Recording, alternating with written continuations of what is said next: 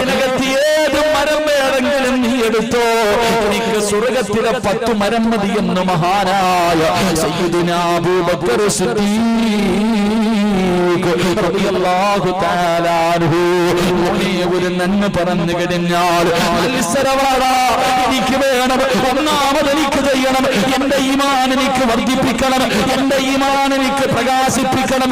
മത്സരമായിരുന്നു അല്ലാഹുവിന്റെ പ്രവാചകരുടെ നല്ല കാര്യം പറഞ്ഞാൽ അത് ചെയ്യാ സ്വഹാബത്തിന് വല്ലാത്ത ഉത്സാഹമാ. അവരാരും അമ്പാനിമാരായിരുന്നില്ല, കോടിക്കണക്കിന് ആസിയുള്ളവരായിരുന്നില്ല, ഏക്കറുകണക്കിന് ജാഗയുള്ളവരായിരുന്നില്ല, ലക്ഷങ്ങൾ ലോക്കറിൽ വെച്ചവരായിരുന്നില്ല.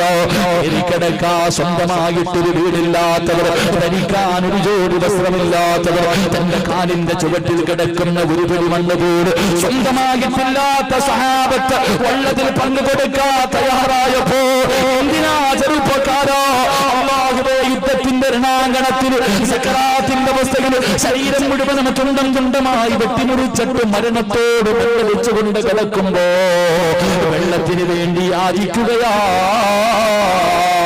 ഒരു തുള്ളി വെള്ളത്തിന് വേണ്ടി സക്കറാത്തിന്റെ അവസ്ഥയിൽ രണാങ്കണത്തിൽ കിടന്ന് പിടയുമ്പോ പടച്ചവനെ ഒരു സ്വഹാബി വെള്ളവുമായി ഓടി വന്നു.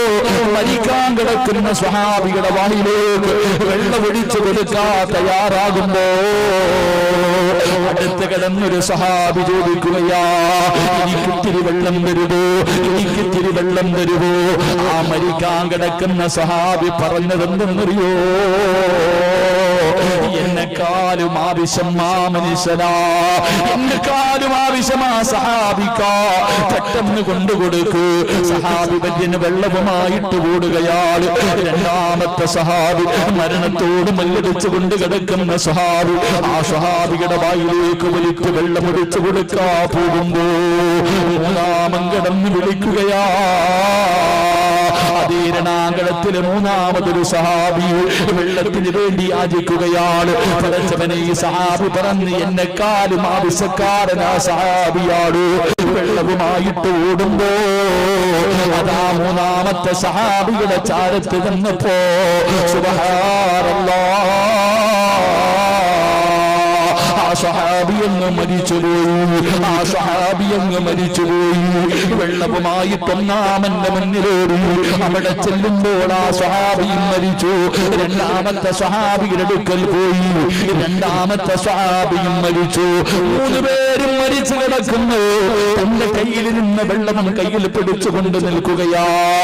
മോനെ, ഇതായിരുന്നടാ നിന്റെ മുൻഗാമികളുടെ ചരിത്രം. ഇങ്ങനെയായിരുന്നു.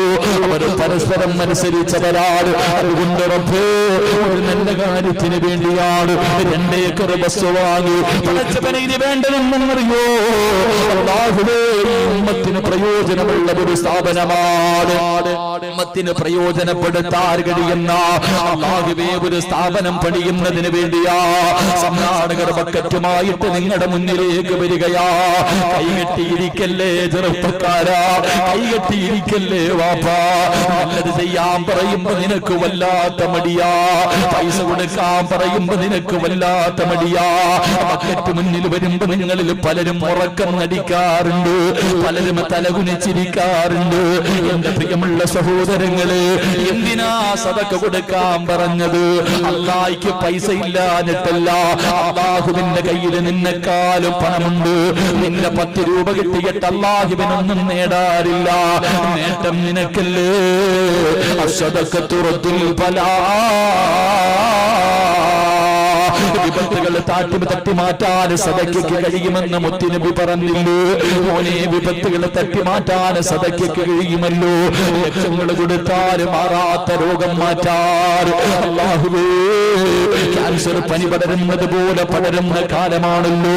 ക്യാൻസർ എന്ന് പറയുന്ന രോഗം വന്നാ നിന്റെ വീടും നിന്റെ പറമ്പും നിന്റെ ജാഗയും നിന്റെ സ്വർണവും എല്ലാം വിറ്റ് ചികിത്സിച്ചാലും മാറുവോടാ ചെറുപ്പക്കാരാ. എന്തേ ചിന്തിക്കാത്തത്?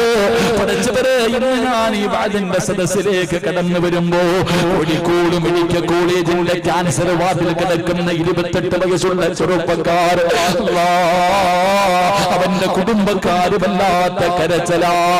28 വയസ്സേ പിള്ളടാ, പുന്നമൂര്. ഭാര്യ പ്രസവിച്ചിട്ട് 74 ദിവസം. അല്ലാഹുവേ,